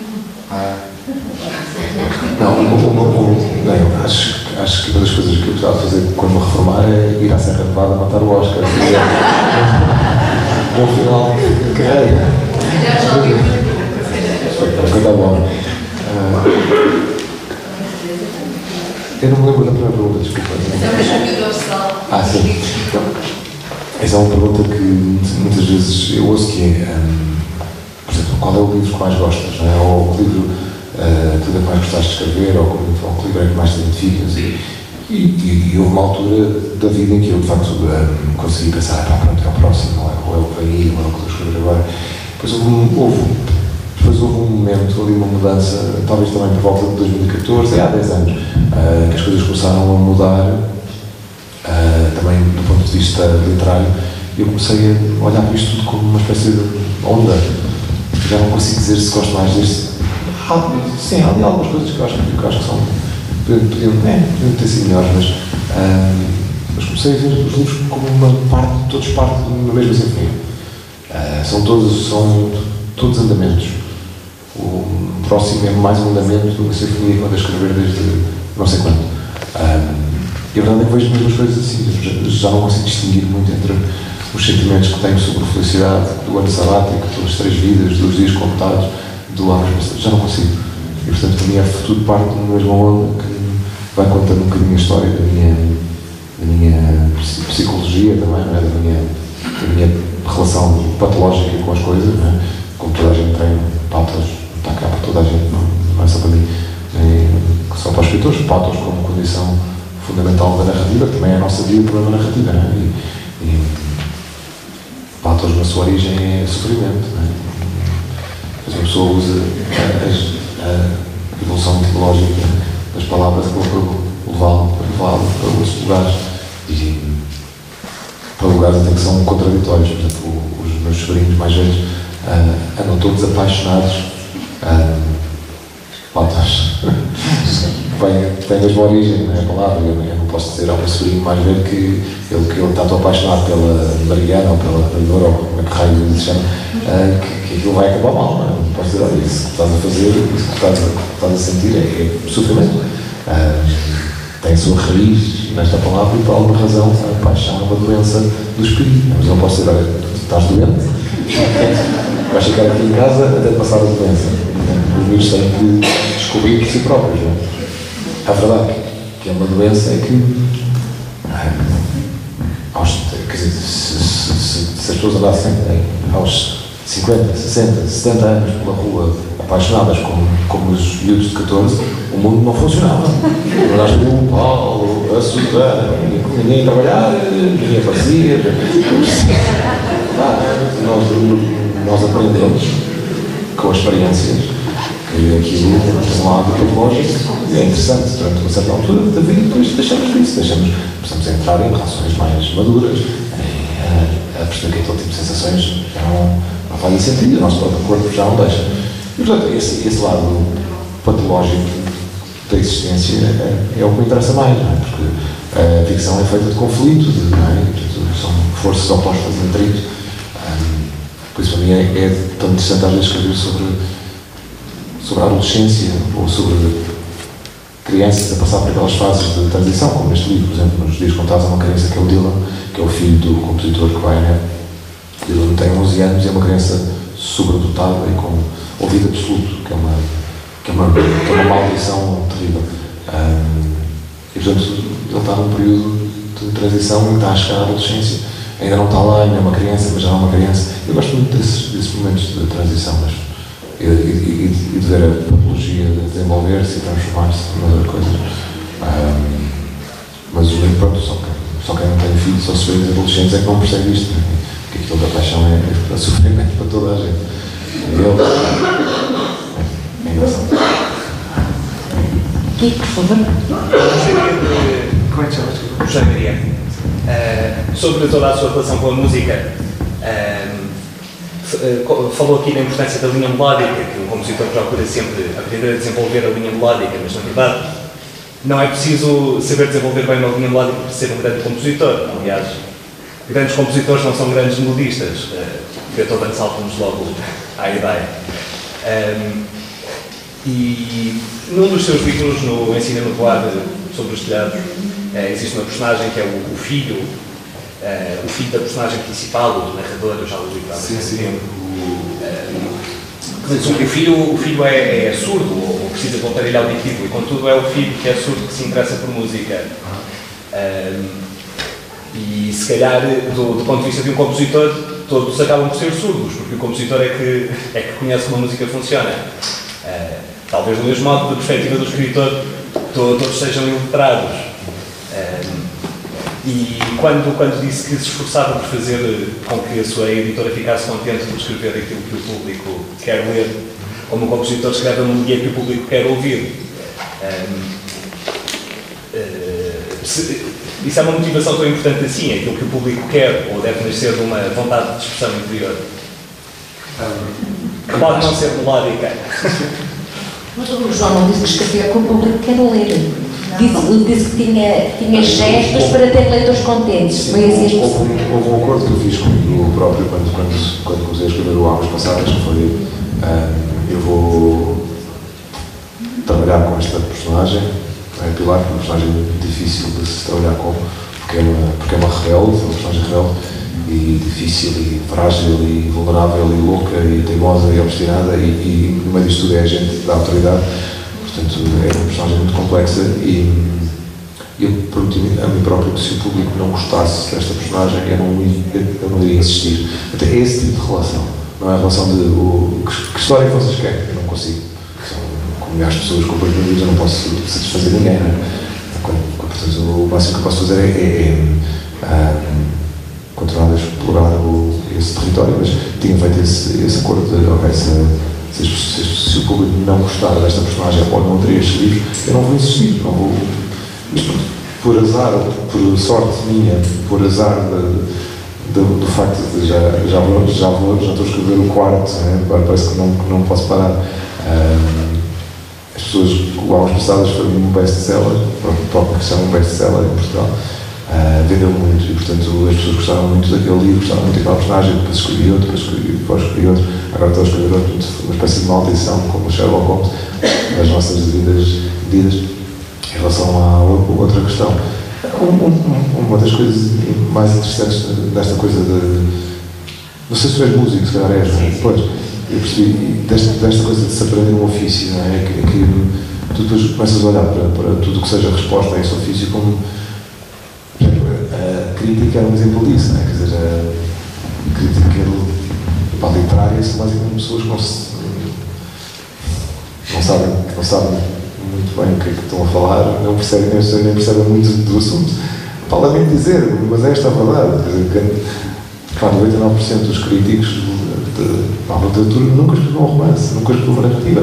Portanto, eles não sabem bem o que estão a falar, são coisas que normalmente se passam um bocado por cima, e a crítica será uma crítica tão válida como qualquer outro leitor, que leia muito e que seja instruído na literatura e que possa, obviamente, dar a sua opinião. Mas não podemos levar as coisas com valor absoluto, porque mais uma vez, mesmo um crítico experimentado, normalmente é uma pessoa que não sabe muito do que está a falar, nem se conhece muito bem aquilo que está, nem percebe muito bem aquilo que está a ler. É a mesma coisa que, por exemplo, talvez das formas de musicalidade mais complexas que eu conheço de acompanhar será o jazz, enquanto forma de expressão que implica um grande conhecimento musical e uma capacidade de segundo a segundo, quase milissegundo a milissegundo, e desinventando padrões melódicos sobre harmonias que são previsíveis na maioria dos casos. E, portanto, grande parte dos críticos de jazz não fazem ideia nenhuma de como é que aquilo se faz. Portanto, é como estás a falar como se um crítico de arquitetura se nunca tens olhado para uma planta. É basicamente isto que acontece, mas depois tu podes dizer, essa pessoa leio muito, isto muito, não sei o quê, ok, mas leio muito, isto não é o mesmo que fazer. Já o Buda dizia isso, dizia, se vocês querem perceber alguma coisa, pratiquem, façam, sentem-se e respirem e vejam lá se a vossa respiração te leva a algum lado, porque eu não posso explicar-vos. Vocês têm que fazer a coisa por vocês próprios, e por isso é que muitas vezes não é que eu não respeito, eu tenho esse respeito por toda a gente, pelo Sr. Merceria, ao Sr. João, até ao Harold Bloom, que é um dos meus críticos literários deste mundo. E são pessoas que têm uma extraordinária inteligência. Não significa que saibam do que é que estão a falar. É uma coisa muito difícil de perceber, claro. Eu aqui nem disse que é pronunciar, não é um abuso da minha parte, mas sendo eu crítica também não posso concordar com aquilo que está a dizer de modo nenhum, não é? Portanto, eu não preciso. E os exemplos podiam multiplicar-se noutras áreas, é assim como um escritor não precisa de viver certos temas. Olha, veja o caso do Pessoa. Ele nunca viajou muito, não é? Passou aquela segunda infância na África do Sul, ele não precisou viajar para isto, é a mesma coisa, não é? É claro que é preciso ter alguma experiência, é preciso ter lido muito, etc. Mas eu não preciso descrever um romance para saber como é que ele está cozido, como é que ele está estruturado e para saber se é bom, se não é bom e como é que está construído e como é que está feito, não é? Eu aí tenho de estudar muito. Por outro lado, também há críticos e críticos, e uma crítica ou um ensaio podem ser feitos como se faz, com as mesmas linhas como que o romance de Cosmo, no sentido de terem uma certa criatividade. Eu entendo o ensaio, e o João sabe porque os faz também, não é? Como um género criativo. Portanto, não estou a falar daquele tipo de textos que levam estrelas, que é a chapa 5, não é? Estamos a falar de outro tipo de... Só para deixar... Discordo, mas pronto.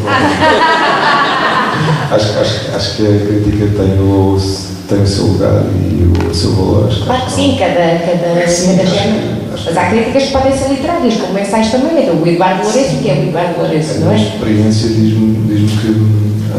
Se calhar eu não tenho que usar com os críticos. Não tenho tido azar nenhum, por acaso, mas a experiência diz-me que os anos todos as décadas que eu vou aprender isto, não é possível que uma pessoa que não faça consiga compreender o que está ali completamente. Não consigo perceber sequer como é que isso acontece, a menos que há muita possibilidade. Eu ser muito burro, eu precisei mesmo de muito tempo para conseguir perceber o que é que estou a fazer. E portanto, claro que uma coisa é gostar de uma obra e dizer, ok, é uma obra que eu gostei porque aborda temas que eu gosto, as personagens são bem construídas, etc. Mas diria que... Não, eu estou a falar da mera apreciação, isso é pouco, não é? Diria que, em regra geral, a dinâmica interna de uma obra é quase inacessível para uma pessoa de fora, portanto... Mas qualquer pessoa de fora, diria. Sobretudo uma pessoa que nunca fez aquilo. É mesmo impossível de explicar. Portanto, daí a minha hesitação em nomear a coisa de dizer que um crítico percebe exatamente aquilo que está a criticar. Acho que não percebe. Porque essa ambição que tem é bastante... Discordamos, que acho que é o mais saudável. Claro que sim. Agora, até porque se calhar essa ambição que tem do crítico compreender tudo tal qual como fez, dos passos que deu, do que teve de percorrer, a distância que teve de percorrer e o marcha atrás não é? E fazer balanço, deitar o olhar ao caminho andado, tudo isso, provavelmente nem o crítico vai perceber, nem nenhum dos seus pares, João, não é? Isto se calhar em qualquer género. Portanto, ninguém vai poder calçar os seus sapatos. Talvez nesse sentido, não sei o quê. Não sei, eu quase que quero concordar só para não falar sobre isso. É uma coisa que não é discutível para mim. Eu não consigo pensar na coisa dessa maneira porque estando eu dentro disto há tantos anos, tendo eu tido o privilégio de estar dentro da literatura enquanto grande parte do meu tempo é passado no output, não é? As pessoas passam muito tempo a receber, não é? Que são os leitores. E eu sou leitor também, mas passo grande parte do meu tempo a fazer isto. E, portanto, como eu passo grande parte do meu tempo a fazer isto e conheço conheço a linguagem e era que eu queria chegar. É que isto é uma linguagem muito própria. E quando leio críticas, e leio muito poucas, porque os meus livros já não são sujeitos a críticas há muito tempo, porque sempre apareceram outros autores, eu já sou uma espécie de móvel, ainda bem, sou da mobília, mas as críticas que eu li eram todas ao lado. Eram coisas de pessoas que sinceramente, e eu li críticas feitas por críticos a outros livros que eu gosto ou que li, etc. E percebo claramente que o crítico não sabe do que é que bem que está a falar. E isso é uma coisa que eu já falei com algumas pessoas e a crítica não aceita isto. Mas isso aceita, porque se calhar esses textos que define, a esses textos não se pode chamar crítica, é outra coisa. Se calhar é isso. Mas é uma coisa que eu acho que tem mesmo um lado oficial, que não é compreensível.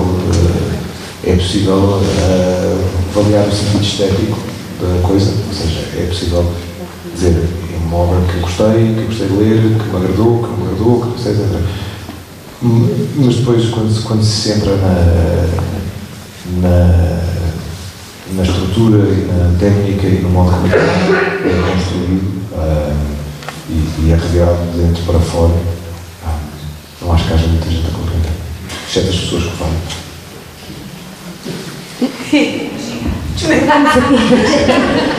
Não sei se... Sim, por favor. Sim, António. O que é que pensa dos escritores que usam escritores fantasmas e outros artifícios, como a inteligência artificial? Não sei. Eu acho que a inteligência artificial é aquela coisa do GPT, não é? É, o chat GPT.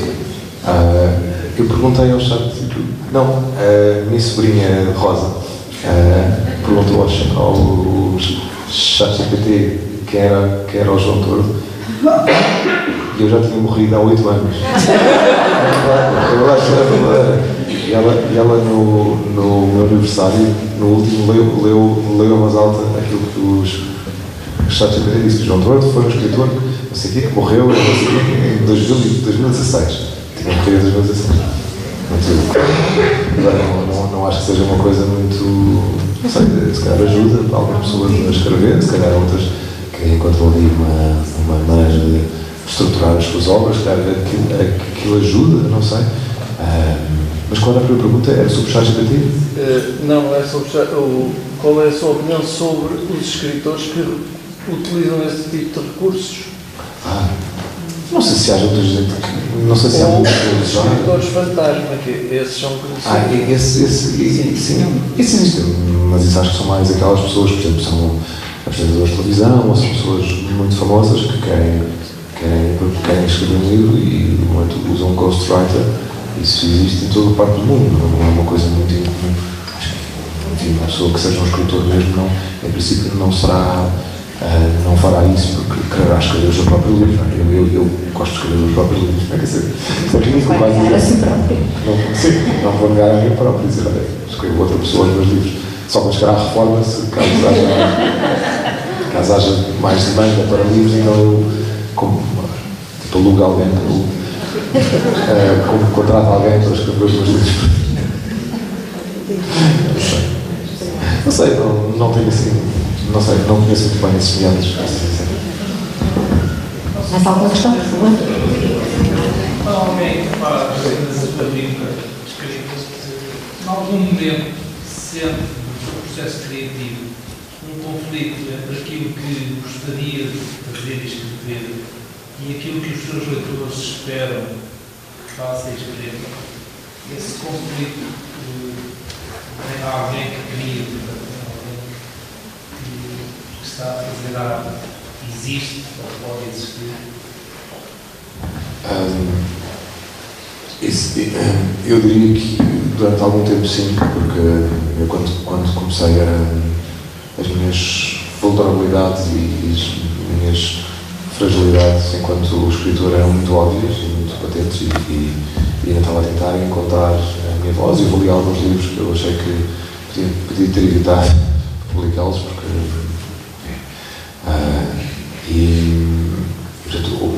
e houve um momento até em que fui quase chamada a atenção, né, ao fim de 4 ou 5 ou 6 livros, porque parecia que não conseguia ser mais vulgar, né, e isso foi uma dificuldade grande, até porque, enfim, quando somos mais novos e somos menos, não há uma grande maturidade na linguagem, não há uma grande maturidade naquilo que estamos a fazer, há pouca segurança, isso nota-se. Portanto, nesse momento eu senti que